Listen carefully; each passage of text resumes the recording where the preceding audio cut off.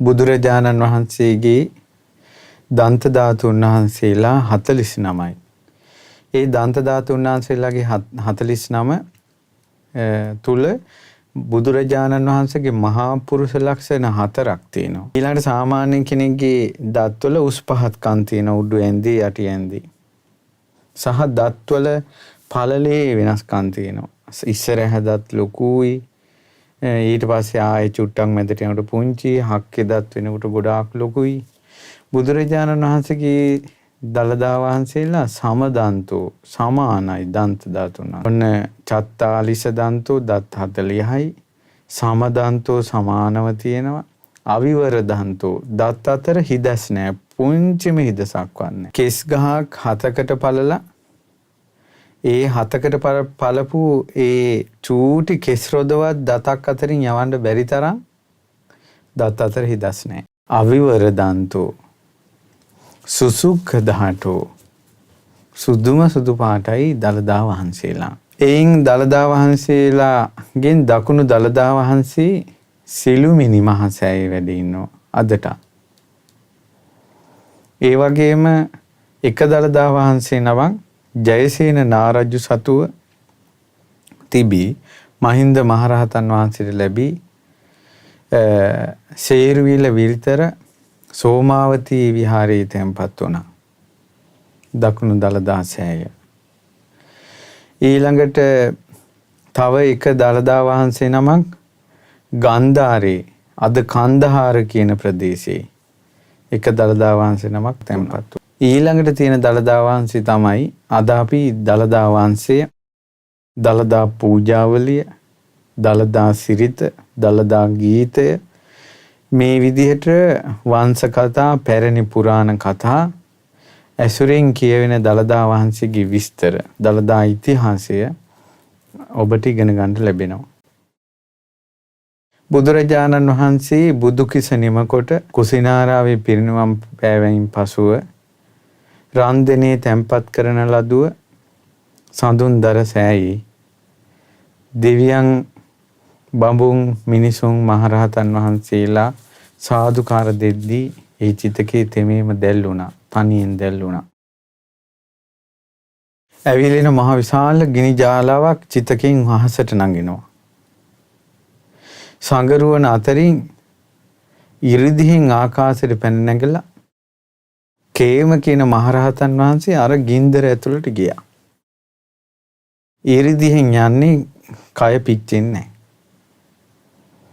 ගින්දර අතුරෙන් රන්දෙනට ගිහිල්ලා රන්දෙනේ තැන්පත්ව තියෙන වන් දළදා වහන්සේ අතට ගත්තා. අරන් ඒ රහතන් වහන්සේ චිතකෙන් එළියට වැඩම කරලා තමන්ගේ ශිෂ්‍ය භික්ෂුන් වහන්සේලා සමග මේ ආදාහන කටයුතු අවසන් වීමත් එක්ක එහෙම වැඩම කරනවා කාලිංග දේශයට. ඒතර කාලිංගු රටේ බ්‍රහ්මදත්ත කියලා රජ කෙනෙක් වාසය කරන්නේ. මේ බ්‍රහ්මදත්ත රජුරෝ එහෙම තුනුරුවන් ගැන දන්න කෙනෙක් නෙවෙයි. නමුත් පින්වතුනි මේ කේම මහරහතන් වහන්සේ අනාගතයේ දකින ඥාණයෙන් යුක්තයි. ඒතර කේම මහරහතන් වහන්සේ දකිනවා මේ දළදා වහන්සේ වෙන තැනකට ලැබුණොත් ලංකාවට ලැබෙන්නේ නැහැ. දළදා වහන්සේ කාලිංගයට ලැබුණොත් අනිවාර්යයෙන් මේක පරම්පරාවෙන් ලංකාවට ලැබෙනවාමයි. ඒ නිසා මොකද ඒ වෙනකොට ලංකාවේ රහතුන්ගේ යුගය නැහැ. ලංකාවට මිහිඳු මහරහතන් වහන්සේ වැඩලා නැහැ. ඊට පස්සේ මොකද වුනේ? දැන් කාලිංග රජුගේ රාජ්‍යයට ගිහිල්ලා මේ රහතන් වහන්සේලා ඒ කාලිංග රජුරු එක දහම් කතාවේ යෙදුණා. ඊට පස්සේ රජුරුව පැහැතුණා. රජුරුවන්ට දළදා වහන්සේ පෙන්නුවා. රජුරුව දළදා වහන්සේ දකින්න යනකොට දළදා වහන්සේගෙන් සුදු රැස් විහිදෙනවා. රජතුමා හරියට පැහැදිලා ඊටමත් ආසාවෙන් කාලිංගු රට අදාන්තපුරේ කියන පුරේ බ්‍රහ්මදත්ත රජුරුව ඊටමත් ආදරෙන් දිවිහිමියෙන් එදා පටන් දළදා වහන්සේට උපස්ථාන කළා. දළදා වහන්සේට උපස්ථාන කරපු පින් බලෙන් රජුරුව මරුණට පස්සේ දෙව්ලොව ඉපදුනේ. ඒ රජතුමාගෙන් පස්සේ ජනානන්ද කියලා නැත්නම් ජනානන්ද සුනන්ද කියලා කලිඟු රටේ රජ කෙනෙක් පහළ වුණා. ඔහුගේ පුත්‍ර. ඒ රජුරුවත් මුළු ජීවිත කාලෙම දළදා වහන්සේට උපස්ථාන කළා. මේ විදිහට පරම්පරාවෙන් අර ලලාට ධාතුන් වහන්සේ වඳිනවා වගේ පරම්පරාවෙන් රාජමාලිගාවෙම දළදා වහන්සේ වැඳ වැඳ එනවා. එහෙම වැඳ එද්දී දැන් අපි කියමුකෝ මේ රටේ මහසිංහ රජුරෙන් කාලේ ඒ කාල වකවානුව වගේ වෙනකොට ඒ කාලේ ඒකට බුදුරජාණන් වහන්සේ පිරිනවම් පාලා බොහෝ කාලයක් ගිහිල්ලා ඒ කාලේ වෙනකොට ලංකාවෙත් අබේගිරිය බෙදිලා මහා විහාරයෙන් ඔන්න ඔය කාලේ වගේ වෙනකොට ඉන්දියාවේ ඒ රාජ පරම්පරාවේ කලිඟු රට පහළ වුණා ගුහසීව කියලා රජ කෙනෙක්. ඒ පරම්පරාව මේ ගුහසීව රජුරෝ ධාතු වන්දනාවට මනාප කෙනෙක් නෙමෙයි. රාජකෘත්‍ය කරලා පංචකාමෙන් සතුටු වෙවි රජුරෝ ඉන්නවා.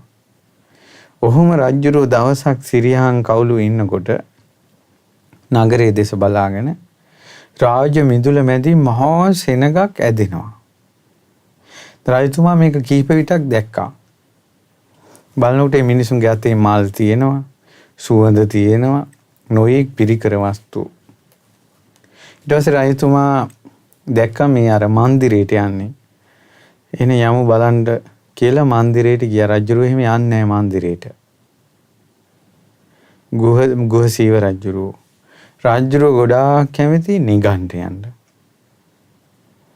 ඒ නිසා ඈත වනේ හොයාගෙන ගිහිල්ලා සීතලේ තපස් රකින්න නිර්වත් නිගණ්ඨයන්ට පරිබ්‍රාජකයන්ට දාන දෙනවා.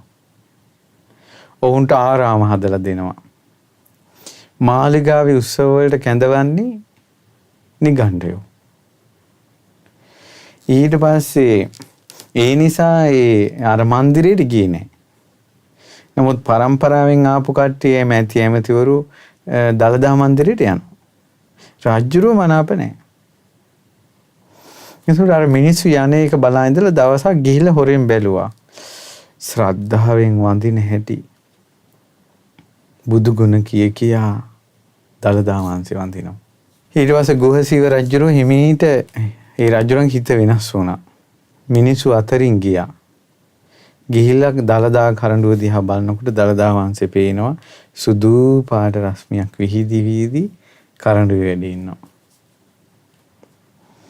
මට සමාවෙන්න කියලා මැද වැටුණා. ඇමතිවරුන්ගෙන් දළදා වහන්සේගේ පරම්පරා කතාව ඇහුවා. අතිශයින් ප්‍රසාදයටපත් වුණා. එතකොට රජතුමාගේ ඒ ප්‍රසාදෙත් එක්ක දළදා වහන්සේගේ ආනුභාවයත් එක්ක රජතුමාගේ හිතෙන් සම්පූර්ණයෙන් නිගණ්ඨයන්ගේ ලෝකේ අයින් වුණා. දැන් නිගණ්ඨයන්ට සත්කාර නැහැ. සියලු සත්කාර ලැබෙන්නේ දළදා වහන්සේට. ඊට පස්සේ මොකද කළේ?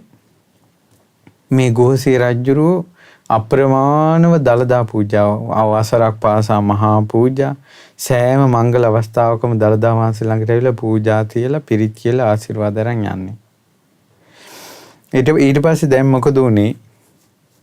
දැන් ඒ දළදා මාලිගාව දැන් ඒකේ කලිඟු රටේ ජගන්නාත් කෝවිල් කියලා අද ඒ දළදා මන්දිරයේ තිබ්බ තැන දන්තධාතුන් වහන්සේ වැඩ හිටපු තැන කඩලා කෝවිලක් හදලා තියෙන්නේ දැන්.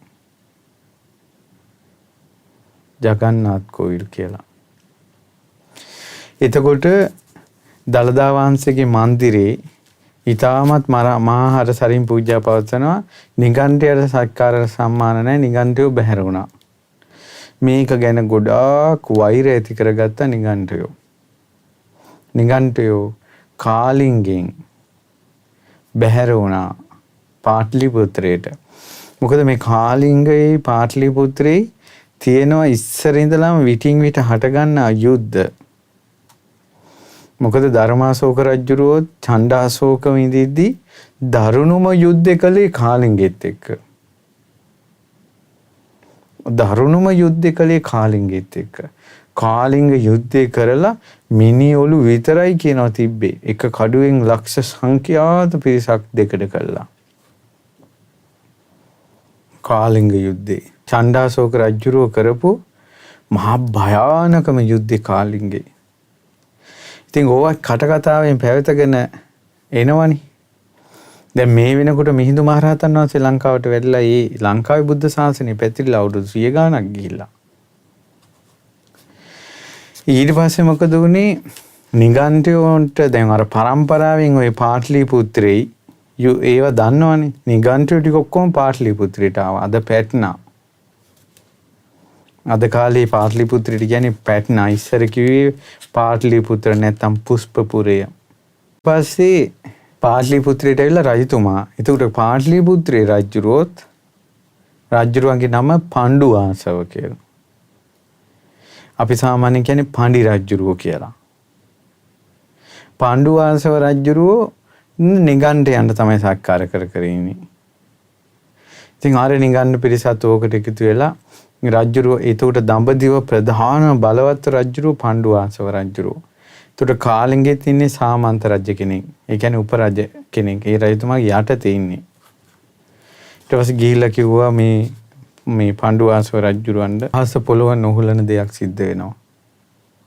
මොකද ස්වාමීනි කියලා කිව්වා. දැන් නිගණ්ඨයගෙන් උපදෙස් ගන්නවා. ඔබ වහන්සේව ආරක්ෂා කරන බ්‍රහ්ම දේවතාවට පයින් ගහලා ඔබ වහන්සේට ශක්තිය දෙන ඊශ්වර දේවතාවට පයින් ගහලා ඒ වගේම ඔබ වහන්සේට ජීවය දෙන විෂ්ණු දේවතාවට පයින් ගහලා බ්‍රහ්ම ඊශ්වර විෂ්ණු කියන මේ ත්‍රිමූර්තියට ගරහලා මිනී ඇටයකට වඳින රජෙක් ඔබගේ යටතේ ඉන්නවා කියන එකෙන් තව කී දොහක්ද මේ රාජ්‍යයේ තියෙන විනාශ වෙලා යනවා. ඊට පස්සේ අය මොකද්ද කියලා ඇහුවා. ආහන කාලිංගේ සාමන්ත රජෙක් ඔබගේ යටතේ ඉන්නේ. ඔබතුමාගේ වචනෙට අවනත නැහැ. දෙවියෝ පුදන්නේ නැහැ. මිනී ඇටයකට වඳිනවා කිව්වා. ඔබතුමාටත් ගරහනවා කිව්වා මේ එක දේවතාවුන් වහන්සේලාට වඳිනවා කියලා. මේවා මේ කාලෙන් කාලෙට ගම් වතුර එන්නේ. මේ පෑවිල්ල එන්නේ. නියඟේ එන්නේ. ඒ වගේම මේ විනාශ සිද්ධ වෙන්නේ. ඔබතුමා නිකාං යුද්ධවල පැටලි යන්නේ. අර කාලින්ගේ මිනී ඇටයකට වඳින හේතුව නිසා. දැම්ම මේක නැවැත්වුවේ නැත්නම් මහරජතුමනි අපගේ දිවසට අනුව මේ කියන්නේ ඔබගේ රාජ්‍ය ටික කලකින්ම සතුරන් අතරපත් වෙන බව අපේ දිවසට පේනවා. රාජ්‍ය හොඳටම බය වුණා. මොකද්ද කරන්න ඕන කියලා ඇහුවා. ඊ විනාශ කරන්න කිව්වා. ඊට පස්සේ අල්ලපු රාජ්‍යයේ හිටිය රජ කෙනෙක් මහා යුද්ධයට හරි හපන් රජ කෙනෙක් කැඳෙව්වා චිත්‍රයාන කියලා. චිත්‍රයාන රජුරන්ට කතා කරලා කිව්වා කාලිංගේ සාමන්ත රජ කෙනෙක් වෙන අපේ යටත් රජ කෙනෙක් වෙන මේ ගුහසීව මිනී ඇටයකට වැඳ අපේ ත්‍රිමූර්ති දේව භක්තියට ගරහනවා කියලා ආරංචි. ඒ නිසා කලමනා දේ දනිමි මම ගිහිල්ලා වහාම රැගෙන ආයුතුයි ඔහු අඳින මිනී ඇටයත් ඒ වගේම ওই ගුහසීවියත් අල්ලගෙන පැමිණෙන්න ඕනේ. එහෙමයි කියලා හිස පාත් කළා මහා සෙන කන්දරාවක් පිරිවරාගෙන කාලිංගේ වට කළා චිත්‍රයාන රජුරෝ තමන්ගේ ශක්ති සම්පන්න යෝධයෙක් එක්ක කෙලිම මාලිගාවට ගියා. ගුහසීව රජුරෝ යුද්ධයකට සූදානම් වුණේ නැහැ. ගුහසීව රජුරෝ ආතට ගිහිල්ලා මිත්‍රය කියලා පිළිගත්තා. ඒතර අර මිත්‍ර ස්වභාවයෙන් පිළිගත් එකත් එක්ක අර ආවේගී සංසිඳුන චිත්‍රයාන රජුරුවන්ගේ මාලිගාවට එන්න කියලා සංග්‍රහ කරලා හිත සතුටු කරලා ඊට පස්සේ දලදා වහන්සේ මොකද්ද මේ මිනී ඇටේ කතාව මිනී ඇටේ කියලා කියන්න එපා. අපේ ශාස්ත්‍රුන් වහන්සේගේ අවශේෂ උදාහතුන් වහන්සේලා අපිට බලන්න පුළුවන්ද? පුළුවන් කියලා කිව්වා. හැබැයි මතක තියාගන්න කිව්වා මේ සාමාන්‍ය දෙයක් නෙවෙයි කිව්වා. තුන් ලෝකෙට කලාතුරකින් පහළ වෙන බුදුරජාණන් වහන්සේගේ මුව මණ්ඩලයෙන් පිට වෙන කෙලිස්ගිනි නිවන රහතුන් බිහි කරවන ඒ උතුම් ශ්‍රී සද්ධර්ම ස්පර්ශ කරපු වම් දළදා වහන්සේ කිව්වා. කියලා බුදු ගුණ කිව්වා. බුදු ගුණ කියනකොට මෙයා එහෙම සංසිඳෙනවා. පැහැදුනා. මෙයාත් පැහැදුනා. අපි යමු දෙන්නම් බලන්න. යමු කිව්වා. දළදා මන්දිරයට ගෙන්නන්න ගියා. ගුහසීව රජුරුවන්ගේ කාලෙන්ගේ දළදා මැදුරට. ගිහිල්ලා කරඬුව පෙන්නවා. පෙන්නනකොට සුදු අංලා රශ්මියක් විහිදෙන දළදා වහන්සේ දකින්නකොටම පැහැදීම ආවා. පැහැදීම එනකොටම මෙයාගේ හිතේ පැහැදීමට අර ධාතුන් වහන්සේගෙන් සුදු පාට රශ්මිය හිතෙන්න ගත්තා. දළදා වහන්සේගේ තවත් පැහැදුනා. සමාව ඉල්ලුවා නපුරු හිතෙන් පැමිණියකට.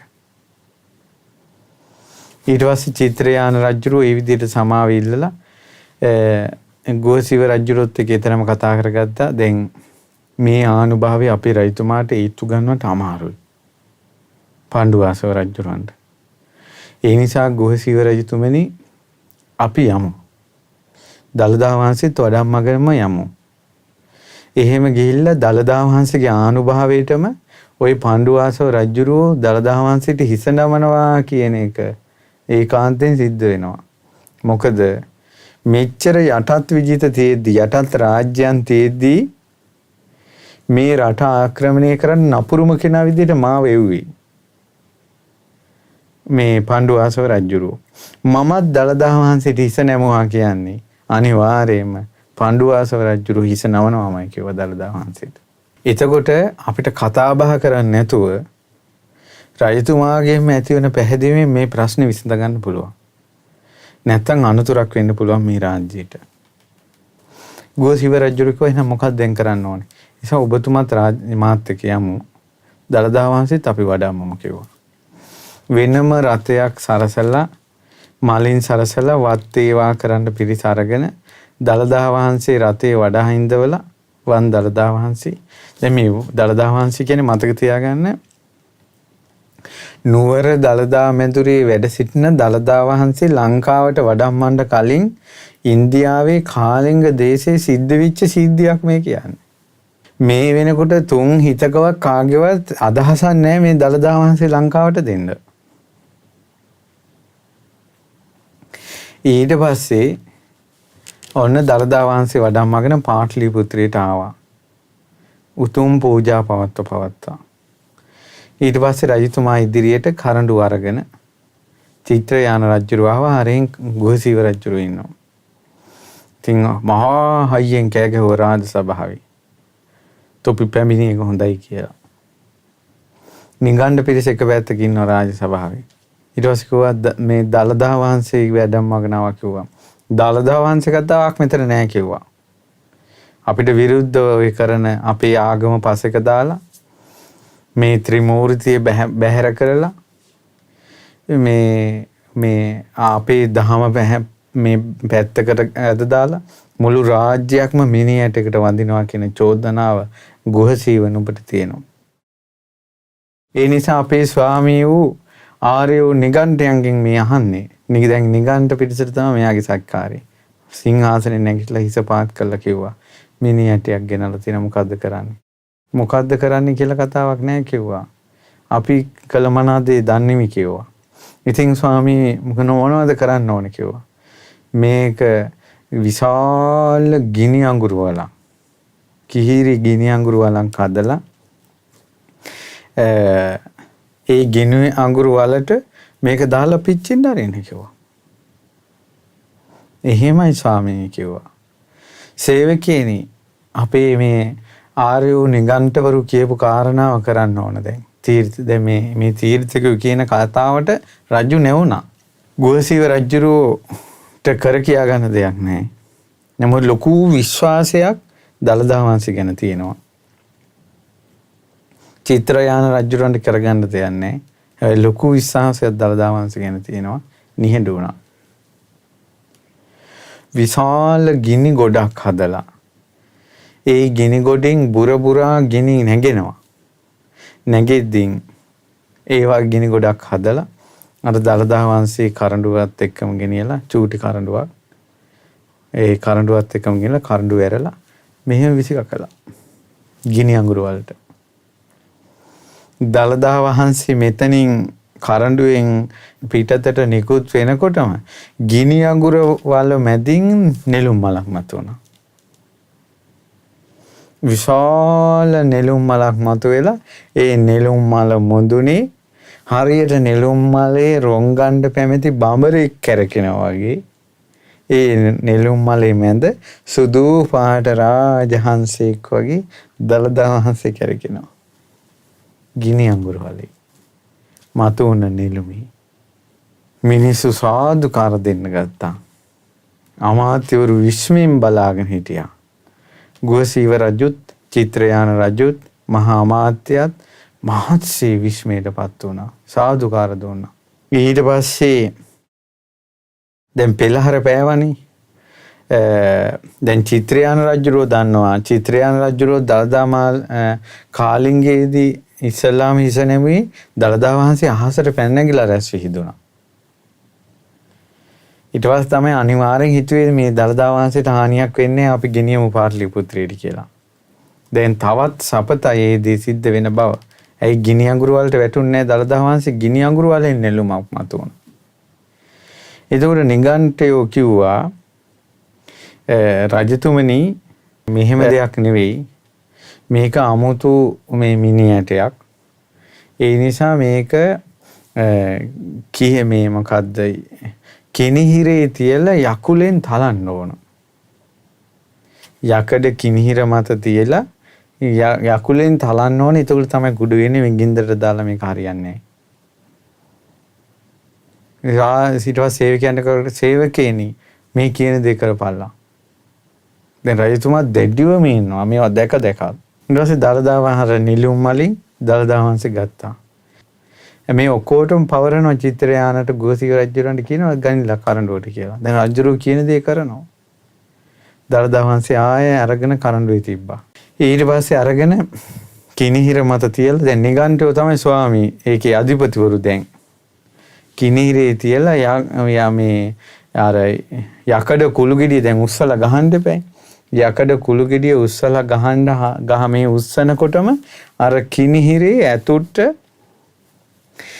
තෙත මැටි ගොඩකට ස්පටික මාණික්කයක් තද තියුණු බර මාණික්කයක් කිඳා බහිනවා වගේ මැටි ගොඩක අර යකඩ කිනිහිරේ දළදා වහන්සේ ඇතුළට ගියා. ආයේ මෙයා මොන ශක්තියෙන් ගැහුවත් වදින්නේ යකඩට මිසක් ධාතුන් අතර නෙමෙයි. කිනිහිරේ ගිලා බැස. දැන් ගන්න බෑ ඇතුළෙන්. ඊට පස්සේ නිගණ්ඨයෝ කිව්වා ස්වාමී අපි මේ රජතුමනි අපිට හොයාගන්න බැරුව තිබ්බේ. අපිට ආරංචි බවත් විෂ්ණුගේ දළදාවක් මනුලෝ තියෙනවා කියලා. මේ තමයි විෂ්ණුගේ දත. ඊට පස්සේ කිව්වා එහෙනම් මේ නිගණ්ඨවරුනි ගන්න මේක. විෂ්ණුට කියන ස්තෝත්‍ර කියලා ගන්න කියලා කිව්වා.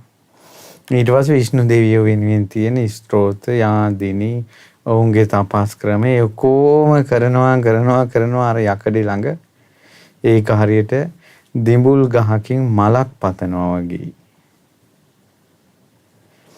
ඊට පස්සේ ගුහසීව රජුරුයි චිත්‍රයාන රජුරුයි මහා අමාත්‍යයි කිව්ව රජතුමනි මේ බුදුවරුන්ගේ දළදාවක් මෙච්චර දේවල්වත් දැනගෙන ඔබතුමා මේක ටිකක් තේරුම් ගන්න කියලා කිව්වා. එතකොට ඉතින් උඹලා මොකද්ද දැන් කියන්නේ? ඊට පස්සේ කිව්වා මේ භාග්‍යතුන් වහන්සේගේ දළදා වහන්සේ. ඉතින් එහෙනම් උඹලා මේ දළදා වහන්සේගේ ගුණ කියලා ගනින්න කිව්වා. එතකොට මේ පිරිස අතර දැන් මෙතන නම් කියන්නේ රාවේ කටින් කට මිනිසු අතර පැතිරිලා වහා රජමාලිගාවට ආවා කියනවා.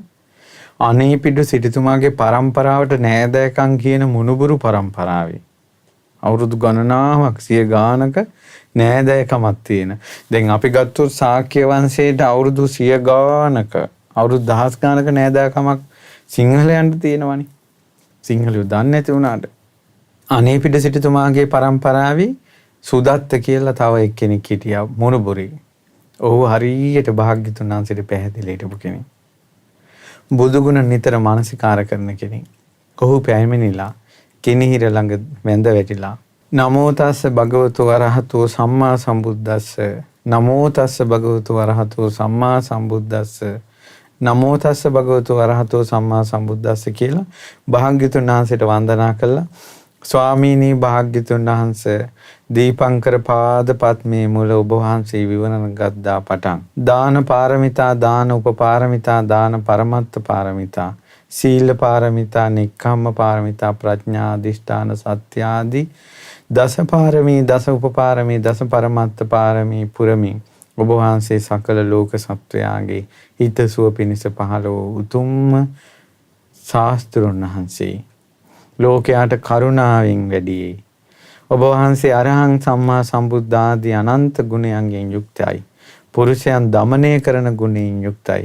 ස්වාමීනි භාග්‍යතුන් වහන්සේ මේ තීර්ථකයන්ගේ මාන්නේ මැඩ පවත්වමින් මේ තීර්ථයන්ගේ අසත්‍ය වූ තුච්ච වූ මුසා වූ මාන මද මාන බිඳ හරිමි කිනිහිරෙන් ඔබ වහන්සේගේ ශ්‍රීමත් දලදා වහන්සේ ආකාශයට පැනනගින සේක්වා කියලා ආරාධනා කළා. එහෙම ආරාධනා කරනකොටම අර යකඩ කිනිහිරේ කිඳා බැහැලා තිබ්බ දලදා වහන්සේ එහෙම උඩට මතුවුණා. මතුවෙලා ආකාශයේ ඉඳලා ආකාශයේ සුදු රශ්මිය විහිදවා වැඩ ඉන්නේ. එතකොට නිගණ්ඩු එකපාරම කිව්වා රජතුමනි අහුවෙන්න එපා. රජතුමනි අහුවෙන්න එපා. අපිට ආරංචි මෙන්න මේ සුදත්ත කියන සිටුවරයා මහා මන්ත්‍රධාරියෙක් කියලා. ඔය කිව්වේ වචන ගලපලා කරුණු ගලපලා ඝන පිහිටවලා ලොකු මන්ත්‍ර ශක්තියක් උපද්දවලා ඒ මන්ත්‍ර ශක්තියෙන් තමයි කිව්වා මේ දල මේ මිනිහට උඩට ගත්තේ. දැන් ආයෙත් දවල් වැටුණ වලේ රෑත් වැටුණ රෑ වැටෙන වලේ දවලුත් වැටුණ රජුරෝ. ඊට පස්සේ කිව්වා මේක හරියන්නේ නැහැ රජතුමනි. අර මේ රාජාංගනේ කෙළවරේ කපලා තියෙන මේ ඇල ගොඩ කරලා තියෙන මඩවලේ මේ දාලා මේ මිනිහටේ දාලා මඩ වලින් වහලා ඇත්තුලවා පාගවන්න ඕන කිව්වා. ඊට පස්සේ දැන් ඔන්න ලොකු මඩවලක් තියෙනවා. දැන් රාජපුරුෂණි කරපියව කිව්වා මේක. දැන් රජතුමාගේ තියෙන කටේ මේ නිගණ්ඨයේ යමක්ද මොකද්ද කියන්නේ අන්න තීර්ථක පරිබ්‍රාජකයෝ කියන දේම රාජපුරුෂයන්ට අන කරනවා. දැන් බලන්න උපදේශක් දෙන්න හරි පුරෝහිතයෙක් නැතිවීම. ඊට පස්සේ දලදා වහන්සේ ආයෙත් අරන් ගිහිල්ලා දැම්ම මඩවලට. දැන් ඇත්තුලව පාගවන්න දැන් ඇත්තුත් ගෙනල්ලා. මඩවලට දානකොටම මඩවලේ තැන් වලින් එක පැත්තකින් සුදු නෙළුම්, රතු නෙළුම්, ඒ වගේට ඕලු, නිල් මහනෙල් ආදී මල් පිපෙන්න ගත්තා. මෙහෙම එකපාරම උඩට මතුවුණා. ඇත්තු වටේ ඉඳලා හොඬ වැල්ල හුසවාගෙන එක දිගට කුංචනාද කරනවා. ඊට පස්සේ අර දලදා අපේ උතුම් දලදා වහන්සේ ශාස්ත්‍රුන් වහන්සේගේ ශ්‍රී සද්ධර්ම ස්පර්ශ කරපු දලදා වහන්සේ සුදු නෙළුම් මලෙන් රතු නෙළුම් මලට, රතු නෙළුම් මලෙන් මහනෙල් මලට, මහනෙල් මලෙන් ඕලු මලට මේ ආදි වශයෙන් අර මලෙන් මලට විලෙන් විලට යන රාජ සුදුවන් හංසෙක් වගේ දලදා වහන්සේ මලෙන් මලට වඩිනවා. මෙහිම වෙනකොට මලෙන් මලට වඩිනකොට ඇමතියන් මහා මාත්‍යවරයා අනිත් ඇමතිවරුත් එක්ක රජතුමා ඉදිරියට ගිහිල්ලා කිව්වා මහරජතුමනි අහස පොළොව නොහුලන අපරාධයකට ඔබතුමා සම්බන්ධ වෙන්න එපා කිව්වා. අපි ඔබතුමාගේ ආරක්ෂක වූ අමාත්‍යවරු කිව්වා. ඔබතුමා රකින්නවා කියන්නේ රට රකින්න එකක් කිව්වා. රට රකින්නවා කියන්නේ ඔබතුමා රකින්නවා වගේ එකක් කිව්වා. ඔබතුමා නැසෙනවා කියන්නේ රට නැසෙනවා. රට නැසෙනවා කියන්නේ ඔබ වහන්සේ නැසෙනවා. මින් ඉදිරියට නම් අපවාද කළොත් මේ මුළු රාජ්‍යම විනාශයි කිව්වා. ලෝකෙට කලාතුරකින් පහළ වෙන සම්මා සම්බුදු කෙනෙක්ගේ ධාතුන් වහන්සේ දැනුත් ඔබ වහන්සේට පේන්න මේ ප්‍රාතිහාර්ය පානවා කිව්වා. ඔබ වහන්සේගේ ඇස් දෙක අන්ධ වෙලාද කියලා ඇහුවා. මෙච්චර දේවලුත් පෙනිපෙනි දලදා වහන්සේට මෙච්චර වද දෙන්නේ. දැන් රජතුමනි කරන්න දෙයක් නැහැ කිව්වා. අපේ හිත් පවා දලදා වහන්සේගේ පැත්තට දැන් නැමිලා ඉවරයි කිව්වා. ඔබතුමා තනි වෙලා මේ රාජ්‍යයෙන් ඈත් වෙන්න හදන්න එපා කිව්වා. රජතුමාට රාජ්‍ය නැති වෙන කතාවයි මේකත් එක්ක රජතුමා රත් වෙලා ගියා. රත් වෙලා ගියාට පස්සේ රජතුමා කිව්වා හරි මේ ඔක්කොම නතර කරන්න. දැන් මහා මාත්‍ය උඹත් දැන් මේ පැත්තට ගියානේ. හරි. මේ දළදා වහන්සේගේ ආනුභාවය නම් උඹත් මට පෙන්නපන් කිව්වා. ඊට පස්සේ මහා මාත්‍ය දළදා වහන්සේ අර මේ වඩිනවනේ අර මලෙන් මලට ඒ දිශාවට වැඳගෙන කිව්වා ස්වාමීනි භාග්‍යතුන් වහන්සේ අපි දිවිහිමියෙන් බුදුරජාණන් වහන්සේ සරණ යනවා. ධර්මයේ සරණ යනවා. ආර්ය මා සංඝරත්නයේ සරණ යනවා. තිසරණේ පිහිටලා අපි බුදුරජාණන් වහන්සේගේ ශාසනයෙන් පිහිට ගන්නවා. ඉතින් ඒ නිසා අපේ හිතේ තියෙන පැහැදීම බොරු එකක් නෙවෙයි නම් ඔබ වහන්සේ මේ රජතුමාගේට පෙනෙන පරිදි තවත් ප්‍රාතිහාර්යයක් පාන සීක්වා කිව්වා. එහෙම කියනකොට අර දළදා වහන්සේ අර මණ්ඩ වගුරෙන් එහෙම ආකාශයෙන් ඇවිල්ලා අර ආරාධනා කරපු මහා අමාත්‍යවරයාගේ මේ උරේ තිබ්බ සලුව මත සුදු පාට රැස් විහිදුවා සලුව මත පිහිටියා උරේ. රජතුමාට එකපාරම ආසනෙන් නැගිටුණා. නැගිටලා දන ගැහුවා. දන ගහලා දළදා වහන්සේට වැඳ කිව්වා ස්වාමීනි භාග්‍යතුන් වහන්සේ මේ අන්ධ බාල පෘතජ්ජන නිවටුන්ගේ බස් අරගෙන ඔවුන් කියූ දේ මම කළා. බුදුරජාණන් වහන්සේ කියන්නේ අර සුදත්ත සිටුතුමා කියපු පරිදි තුන් ලෝකෙට කරුණාවෙන් පහළ වෙච්ච අනුකම්පා ඇති උත්තමෙක් නම් මාහටත් අනුකම්පා කරන්න. මාගේ වරදට සමාව දෙන්න. එහෙම කියනකොටම අර අමාත්‍යවරයාගේ කරෙන් ධාතුන් වහන්සේ වැඩලා අර රජතුමාගේ ඔටුන්නේ මුදුනේ තියෙන මණික උඩ ධාතුන් වහන්සේ දැන් තියෙනවා. සුදුවන් දළදා වහන්සේ. රජතුමාගේ ශරීරයේ සීතල වෙලා ගියා. මිනිස් ඔල්ලවර සම්දෙනවා. සදහවත් වූ සාදු නද පවත්වනවා. ගෝසීව රජුරෝ සිරසේ අද්දක තබාගෙන ඉන්නවා. චිත්‍රයාන මහරජුරෝ සිරසේ අද්දක තබාගෙන ඉන්නවා දළදා වහන්සේට සත්කාර පිණිස. රජතුමා රථයට ගොඩ වෙලා සාරථීට කිව්වා රථාචාර්යවරයාට මේ රාජ්‍ය පුරාම රාජ්‍යයට ආශිර්වාද පිණිස පැදකුණු කරපන්. රාජ්‍ය මහා නගරේ පුරාම පෙරහැර ගියා. ආකාශයෙන් මල් වැටුණා. ආකාශයේ පාට පහකින් රතු, දන්, නිල්, සුදු, කහ පාටින් වලාකුළු පාට වෙලා ගියා. ඊට පස්සේ රාජ්‍ය පුරාම පැදකුණු කළා.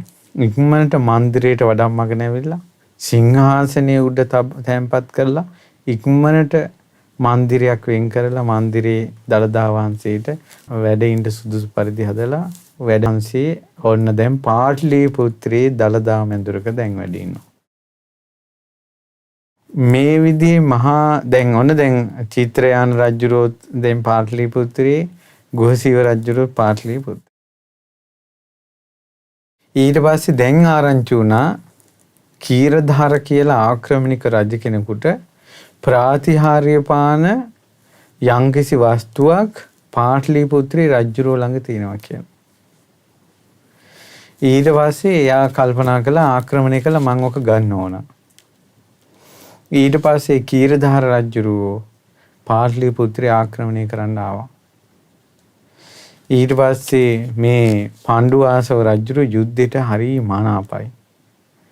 ඊට පස්සේ මේ පණ්ඩුවාසව රජුරෝ තමාට යුද්ධයට කතා කරලා පණිවිඩය උපු කෙනාට ඉස්සෙල්ලාම සිත්පතලා තියෙනවා.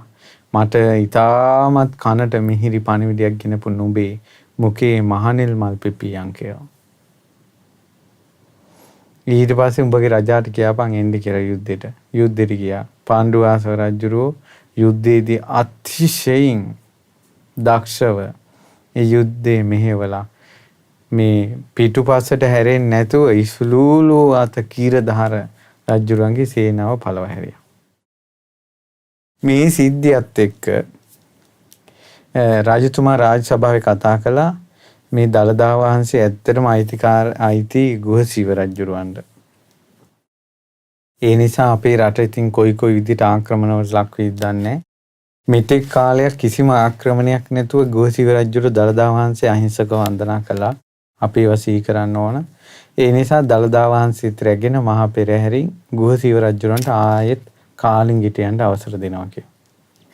අඬා කඳුළු සලසලා පාණ්ඩුවාසව රජතුමා පඬි රජුරෝ දළදා වහන්සේට වැඳලා ආපහු ගෝසිව රජුන්ට බාර දුන්නා. ආයෙත් ගෝසිව රජුරෝ කාලිංගිට ගියා. දළදා වහන්සේගේ මොන අපිට තේරෙන්නේ ඒ ස්වභාවය මොකද්ද කියලා රාජ්‍යයෙන් රාජ්‍යයට මාරු වෙන එක තමයි දළදා වහන්සේගේ කාලෙත් තිබිලා තියෙන්නේ. ලංකාවෙත් අනුරාධපුරයෙන් පොළොන්නරුවට පොළොන්නරුවෙන් දඹදෙනියට ඔය වගේ එක එක තැන්වලට රාජ්‍ය මාරු වුණා වගේ. මේ විදිහට දළදා වහන්සේ ඉතින් රාජ්‍යයෙන් රාජ්‍යයට වැඩම කරනවා. පාටලි පුත්‍රය ඉඳලා කාලිංගිට ආයෙ දළදා වහන්සේ වැඩමවා. ඊට පස්සේ දැන් කාලිංගේ පුරාණ දළදා මැදුරේ වඳිනව පුදනවා. උජ්ජේනියේ උදේනි රජතුමාගේ පුතා තමයි දන්ත කුමාරයා. දන්ත කුමාරයා දළදා වහන්සේගේ ආනුභාවය අහලා තනිවම කාලිංගයට ඇවිල්ලා කාලිංග රජුරව බැහැ දැකලා කාලිංග රජුරුවන්ගේ රාජ්‍යයට සේවය කළ හිත දිනාගත්තා. කිව රාජ්‍ය පුත්‍රය නුඹ මාගේ හිත බොහෝසේ පිනෙව්වා සතුටු කෙරෙව්වා. නුඹට කැමති වරයක් දෙන්න කැමති. රජතුමනි මා වෙනුවෙන් වරයක් දෙනවා නම් මට දළදා වහන්සේට උපස්ථාන කරන්න දෙන්න. එහෙනම් අද ඉඳලා දළදා මන්දිරේ නුඹට උපස්ථාන කිරීමට බාරයි. දළදා වහන්සේ බාර අමාත්‍ය බවට පත් කළා දන්ත කුමරු. ඒ විතරක් නෙවෙයි තව සුළු කාලෙකින් පැහැදීමටපත් වූ රජතුමා ගුහසීව රජුරුව තමන්ගේ දියණියගේ නම හේමමාලා කුමරිය දන්ත කුමරුට විවාහ කළා දුන්නා. දැන් ඔන්න ඔය සිද්ධිය ඔහොම වෙන අතරේ කීරධාර රජුරවන්ට ආරංචි වුණා පාටලි පුත්‍රයන් අර ප්‍රාතිහාර්ය පාන වස්තුව කාලිංගයට ගෙනිච්චා කියලා. ඒ නිසා ඔහු සේනාව අරගෙන කාලිංගය ආක්‍රමණය කළා. කඳවුරු බැඳගෙන කාලිංග රජුරන්ට පණිවිඩය යවුවා එක්කෝ යුද්ධ කරපන් නැත්තම් දළදාව අපිට දියන් කියලා. රජුරුව හසුන්පත් යවුවා අපේ ජීවිත නැති වුණත් දළදාව දෙන්නේ නැහැ. නුඹ අපි සමග යුද්ධ කරපන්. මොන දැන් යුද්ධෙ හිට ආරම්භ වෙනවා. තමන්ගේ දියණියයි පුත්‍රයයි රහසින් කාමරයකට කැඳවූ ගුහසීව රජුරුව කියලා දෙනවා පුත්‍රය මීට වසර කිහිපයකට කලින් මාහට ඇතුන් අශ්වයන් සහිතව රන් දෙදි මුතුමැණික් සහිත වස්තුව එව්වා ලංකාවේ මහසෙන් කියන රජුරුව. අපේ මේ ජම්බුද්දීපේට දකුණින් තියෙන දූපත. ඉතින් ඒ රජුරුව මට එවලා තිබ්බා මේ වස්තු අරගෙන දළදා වහන්සේ දෙන්න කියලා. සංගරුවන වැඩිපුරක් වැඩිමනක් ජම්බුද්දීපේට වඩා දැන් වැඩ ඉන්නේ ලක්දිරණේ.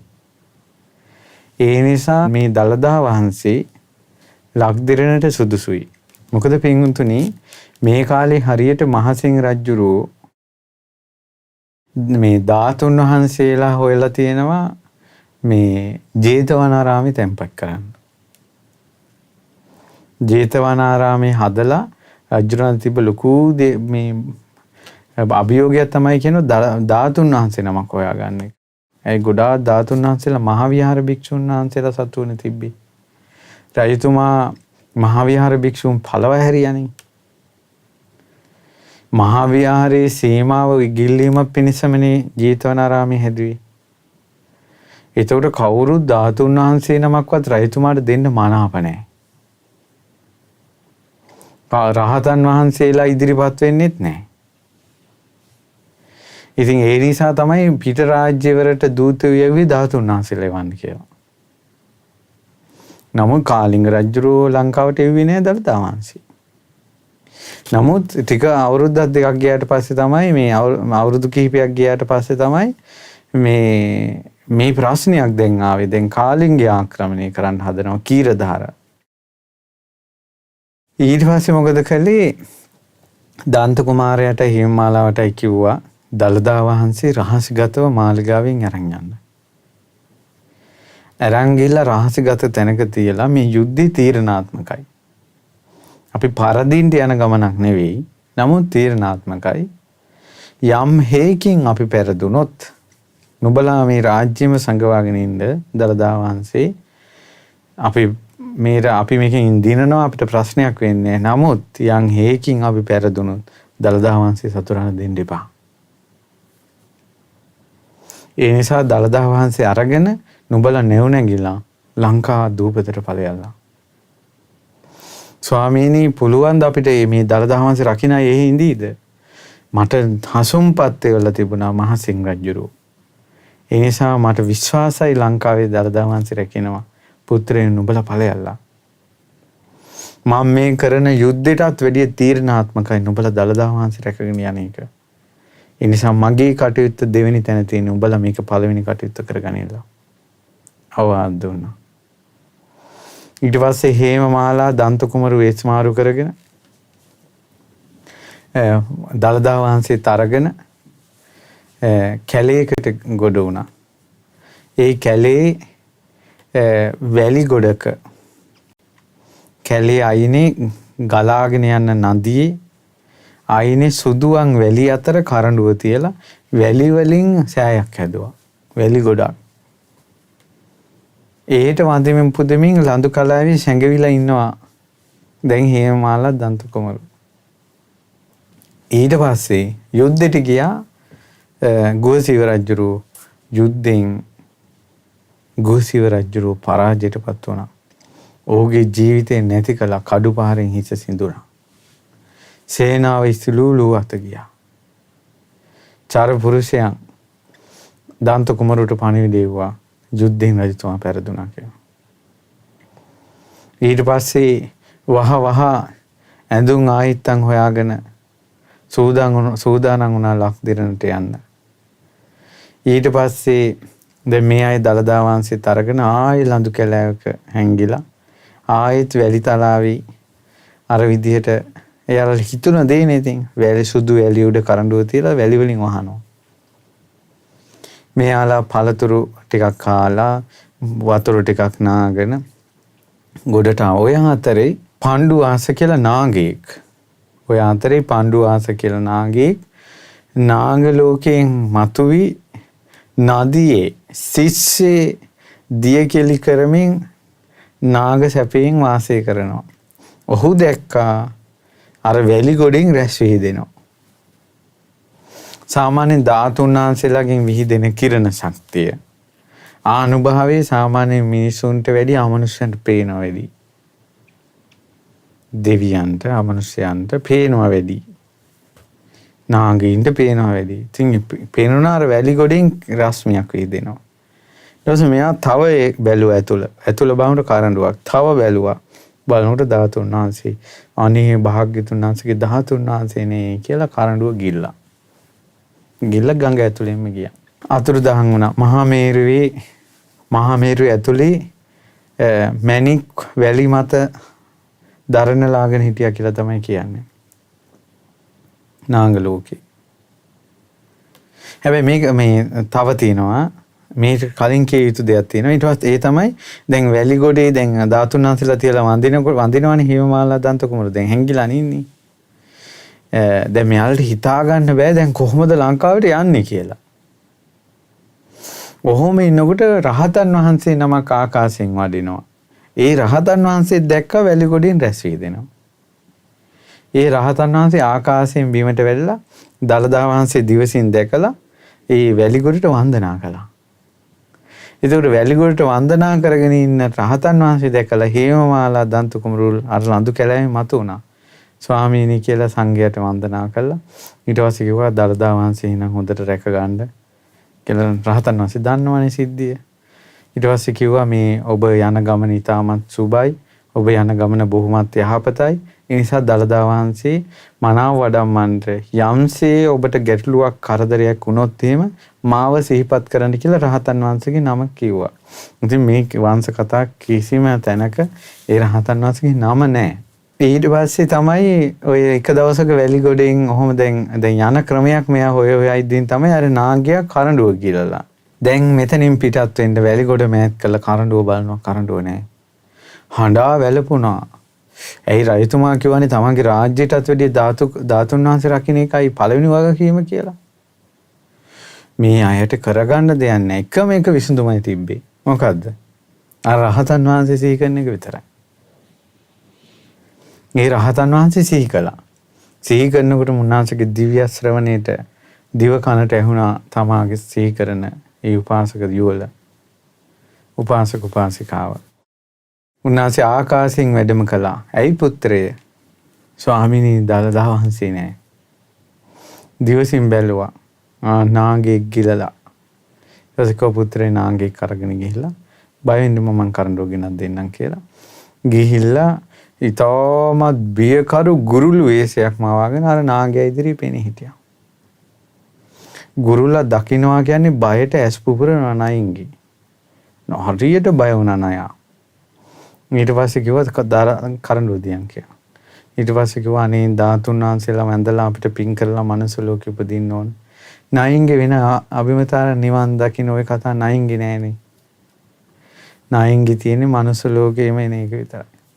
ඉතින් කිව්වා මට මනුස්ස ලෝකෙට යන්න ආසාව තියෙන්නේ. ඒ නිසා මනුස්ස ලෝකෙට මං කොහොම හරි යන්න ඕන. දළදා වහන්සේ දෙන්න කියලා. මේ අපිට වඳින්න ඕන. ඊට පස්සේ කිව්වා මේ භාග්‍යතුන් වහන්සේගේ දළදා වහන්සේ වැඳලා දෙව් මිනිස් සැප විතරක් නෙමෙයි නිවන ලබා ගන්න සංස්කාර තියෙනවා මිනිසුන්ට. ඒ නිසා නුඹලත් ඒ ස්තූප ඒ දළදා වහන්සේලා මනුස්ස ලෝකෙට ගිහිල්ලා නුඹලත් වැඳපල්ලා. නමුත් මිනිස්සු නාග ලෝකෙට එල්ල වඳින්නේ නැහැ. නමුත් නුඹලට පුළුවන් මනුස්ස ලෝකෙට ගිහිල්ලා වැඳලා එන්න. ඒ නිසා අනිතක මේ අයිතිකාරයෝ ඉන්නවා. නුඹ සෝරෙන් ගත්තේ මේ. වහම ධාතුන් වහන්සේ ලබා දී යුතුයි කියලා තවත් බය කළා. ආයෙත් දළදා කරඬුව දුන්නා. ඊට පස්සේ අර දළදා කරඬුව නාය හේමමාලා දන්ත කුමරුන්ගේ අතට දීලා කිව්වා පුත්‍රය අද නැවක් තියෙනවා. ඒ නැව අහවල් පටුණින් ලංකා දූපතට තමයි ওই නැව සේන්දු වෙන්නේ. නිසා නුඹලා අදම ඒ ස්ථානෙට යන්න දළදා වහන්සේලා රැගෙන නුඹලට ඒ නැවෙන් යන්න පුළුවන් දළදා වහන්සේගේ ආනුභාවයටම කිව්වා. ඒ නිසා ප්‍රාත්‍යහාරය පාමින් දෙව් මිනිසුන්ගේ වන්දනා මැද ලක් දෙරණට වඩවමන ලද අද නුවර දළදා මාලිගාවේ වැඩ සිටින වම් දළදා වහන්සේගේ අනුහසින් ඔබට සිත් වේවා කියලා සිත ප්‍රාර්ථනා කරනවා.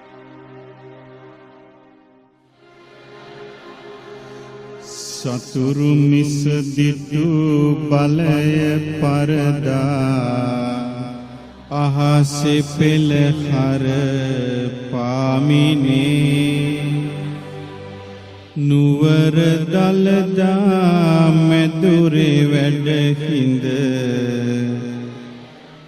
බුදු සසුන බබලවමිනේ නිතර අපහට සිරි සැපත දෙන උතුම් දළදා සමිඳුනේ රකිනු මෙන්න මේ සිහල දීපය පතුරුවා සම්බුදු ගුණේ